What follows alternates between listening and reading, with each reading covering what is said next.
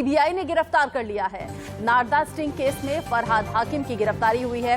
CBI ने फरहाद हाकिम को गिरफ्तार किया है। नारदा स्टिंग केस में फरहाद हाकिम से पूछताछ करने की बात सीबीआई के जरिए कही गई है। सीबीआई ने फरहाद हाकिम को हिरासत में लेकर पूछताछ अब शुरू करने की यहां पर कार्रवाई शुरू कर दी है। नारदा स्टिंग केस में सीबीआई ने कार्रवाई करते हुए ममता के करीबी मंत्री पर यह शिकंजा कसा है। ममता बनर्जी के करीबी मंत्री को सीबीआई ने गिरफ्तार किया। अब नारदा स्टिंग केस को लेकर फरहाद हाकिम की गिरफ्तारी के बाद सीबीआई आगे एक्शन मोड में नजर आएगी और इस पूछताछ पर डिपेंड करेगा कि आगे और कौन कौन नप सकते हैं, किस किस पर शिकंजा कस सकता है, आगे क्या कार्रवाई हो सकती है। सब्यसाची ज्यादा अपडेट के साथ जुड़ गए हैं इसी खबर पर हमारे साथ। सब्यसाची, फरहाद हाकिम को गिरफ्तार तो किया गया, आगे कार्रवाई क्या हो सकती है पूछताछ के बाद, और कौन कौन नाम सामने आ सकते हैं, या फिर फरहाद के खिलाफ किस तरह की कार्रवाई होगी? बिल्कुल, देखिए, ममता बनर्जी के बेहद करीब फरहाद हकीम जो माने जाते हैं उनको आज सुबह सीबीआई ने गिरफ्तार किया और सीबीआई के दफ्तर में फरहाद हाकिम मदन मित्र पहुंच चुके हैं और उनसे पूछताछ की जा रही है। साथ ही सोवन चैटर्जी और सुब्रतो बख्शी को भी बुलाया जाएगा। ये चारों ही मिनिस्टर्स रहे हैं ममता बनर्जी के कैबिनेट में और ये बड़ी कार्रवाई है क्योंकि लगातार इन चारों का नाम नारदा स्कैम में लगातार सामने आ रहा था और क्योंकि 2 दिन पहले ही गवर्नर ने प्रोसिक्यूशन का परमिशन दे दिया था, जिसके बाद सीबीआई ने आज बड़ा अरेस्ट किया। जहां पे फरहाद हकीम को जब ले जा रहे थे तब उन्होंने मीडिया से बात करते हुए कहा कि मुझे सीबीआई अरेस्ट कर रही है और कोलकाता में अभी सिचुएशन काफी खराब होता नजर आ रहा है क्योंकि जो टीएमसी के कार्यकर्ता है वो सड़क पे उतर चुके हैं और जो सोच से नारेबाजी भी कर रही है। कई कई जगहों से ये भी खबर आ रही है कि जो टीएमसी के कार्यकर्ता है वो नॉर्मल जो ट्रैफिक है उसको भी रोक दिए हैं, रास्ता भी जाम कर रहे हैं। और फरहाद हाकिम से अभी पूछताछ सीबीआई ये करेगी कि उनका कनेक्शन कैसे था और उनमें इनका इन्वॉल्वमेंट किस तरीके से रहा है और कितना बड़ा रहा है, क्योंकि नारदा स्कैम, शारदा स्कैम, ये 2 बड़े स्कैम थे पश्चिम बंगाल में। लगातार सीबीआई और ईडी भी इन्वॉल्व थी, तो इसी के कारण सीबीआई की ये बड़ी अरेस्ट है। पिछले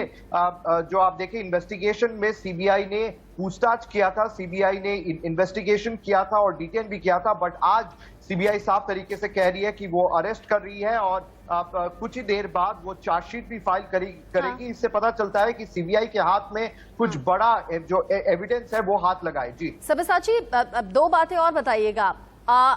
अब इस गिरफ्तारी के बाद ममता बनर्जी की तरफ से कोई रिएक्शन सामने आया है क्या?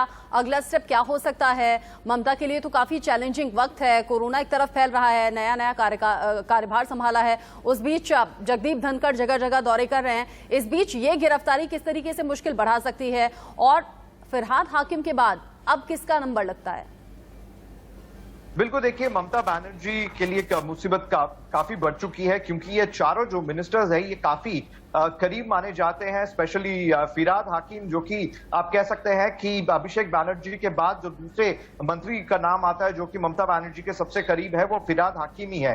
तो लगातार चारों के ऊपर सीबीआई का जो शिकंजा है वो कसता नजर आ रहा है और ममता बनर्जी इस समय चारों तरफ से काफी मुसीबत में है क्योंकि एक तरफ से गवर्नर जगदीप धनखड़ लगातार उन पे अटैक कर रहे हैं कि किस तरीके से टीएमसी कम्युनल वायलेंस को बढ़ावा दे रही है और कम्युनल वायलेंस का सॉल्यूशन नहीं निकाल रही है। साथ ही कोरोना वायरस के जो महामारी लगातार पश्चिम बंगाल में फैल रहा है उसके लिए भी जो राज्य है वो पूरी तरीके से तैयार नहीं है। साथ ही अभी सीबीआई का जो शिकंजा है वो कसता हुआ नजर आ रहा है और ये सबकी नजर जो है वो चार्जशीट पे लगी रहेगी कि कौन से वो धारा है और कौन से वो माध्यम है जिसके ऊपर सीबीआई इन्वेस्टिगेट कर रही है। ठीक है, नजर आप बना के रखिएगा। अब सब्यसाची, आगे जो भी इस खबर से जुड़ा हुआ अपडेट होगा अपने दर्शकों तक हम सबसे पहले पहुंचाएंगे, लेकिन फिलहाल जैसे कि सब्यसाची बता रहे हैं अभी सीबीआई ने जो कार्रवाई की है इसके बाद और अगला स्टेप की तैयारी में अब सीबीआई लग जाएगी। फरहाद हाकिम से पूछताछ भी होगी, ममता के करीबी कहे जाते हैं और ममता बनर्जी जो इस वक्त चैलेंजिंग वक्त में है, इस वक्त बहुत सी जिम्मेदारियां उनके कंधों पर है, ऐसे में ये एक परेशानी ममता के लिए बढ़ती हुई नजर आ रही है।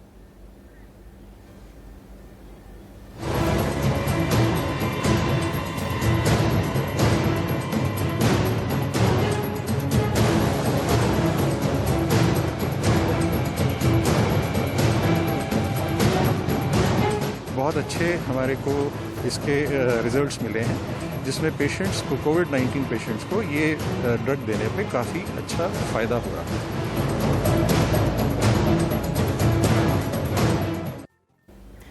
अच्छी खबर के साथ शुरुआत कर रहे हैं। जब आज 3 लाख से कम केसेस दर्ज किए गए हैं 24 घंटे में, जो आंकड़ा 4 लाख को भी क्रॉस कर गया था। अब धीरे धीरे ये पॉजिटिविटी रेट घटा है, केसेस लगातार कम हो रहे हैं, लेकिन चिंता अभी भी बनी हुई है मौत के आंकड़े को देखते हुए। लेकिन इस बीच सबसे बड़ी राहत और सुकून की खबर ये कि आज कोरोना की नई दवा लॉन्च हो रही है, 2DG, जो कि संजीवनी का काम करेगी। स्वास्थ्य मंत्री और रक्षा मंत्री 2DG को लॉन्च करने वाले हैं।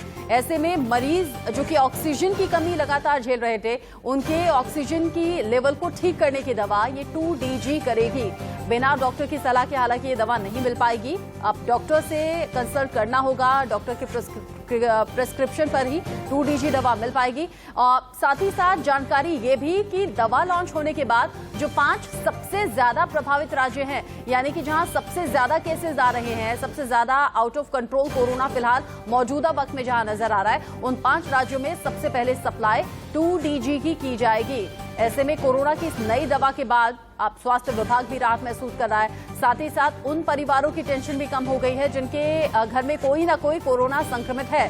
हमने देखा है कोरोना के इस काल में सबसे ज्यादा ऑक्सीजन की किल्लत देखने को मिली और जो मौतें हुई वो भी ऑक्सीजन की कमी के चलते ही ज्यादातर हुई। इसी बीच DRDO के वैज्ञानिक डॉक्टर अनिल मिश्रा का 2DG को लेकर क्या कुछ कहना है, क्या वो समझते हैं इस दवा को लेकर, आप सुनिए। मेडिसिन का नाम है जो DRDO ने इजाद की है, लेकिन उसी DRDO के रिसर्च विंग के यानी इनमास के डायरेक्टर डॉक्टर अनिल कुमार मिश्रा जी हमारे साथ में। हम इनसे बातचीत करते हैं और जानने की कोशिश करते हैं कि आखिर 2G है क्या। मेरे इंस्टीट्यूट में वैज्ञानिकों ने इस पे काम किया है और पिछले 2 सालों से मेरे 2 साइंटिस्ट ने इस मॉलिक्यूल को बड़े खूबी से उसके हर मैकेनिज्म को समझते हुए, उसकी ब्यूटी को समझते हुए उन्होंने ये डिसाइड किया कि ये कोरोना पे काम कर सकता है।